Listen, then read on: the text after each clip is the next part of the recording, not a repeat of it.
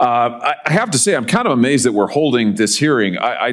To me, it's remarkable that the idea of actually, as you were just saying, Ms. Morin, the idea of enforcing our laws, protecting our border, securing our streets from criminals, it's amazing that that's controversial at all.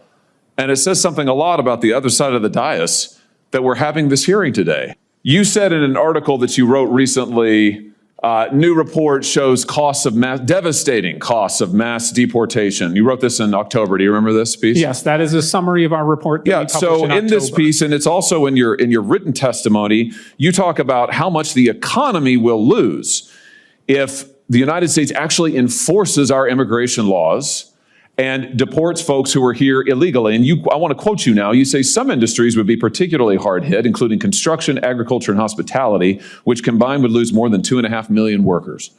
What's the argument here? That there aren't American workers who are available to do those jobs? No, and as I said previously, there likely are, but the issue is that— And you don't want their wages to rise? I think that we want to pass a path to citizenship so we can have a level and fair playing field for every American. Why would you want American citizens and those who are here lawfully to have to compete against illegal immigrants who, by the way, are often paid not minimum wage, who are not given the federally mandated benefits precisely because they're here illegally? Why would you want to drive down the wages of millions of working Americans who can't get those jobs in construction, agriculture, and hospitality because illegal immigrants are getting them? And suppressing wages in the meantime. Why would you want to do that? Well, if you didn't hear from my initial testimony, you know I don't want that. Oh, listen, I read your testimony word for word, and I've been watching it, and I know what the answer is. You don't actually care about working people because you're absolutely hell-bent on this ideological agenda of opening our border. You want to give everybody who's here a path to citizenship. You want blanket amnesty. You talk about mass deportations.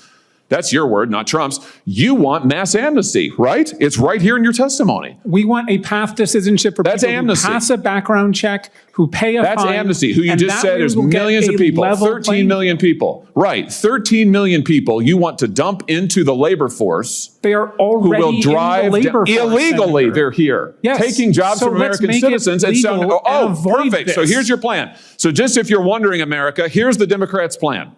Take the 13 million plus illegals who are here, taking jobs from Americans, taking wages down, taking health care benefits, and bring them here legally so that they can continue to drive down wages, flood the labor force, and suppress Senator Hawley, they can't flood the labor force if they're already part of the labor force, which is the economic issue today. They are flooding the labor force now. That's what's happening now. Why do you think wages have flatlined? The majority have been here for over 15 years. Many millions have been here since the Reagan administration. And what has happened to working class wages in that time, Mr. Reichland-Melnick? Working class wages are currently going up. Yes. Oh, really? They've gone up over the last 15 years?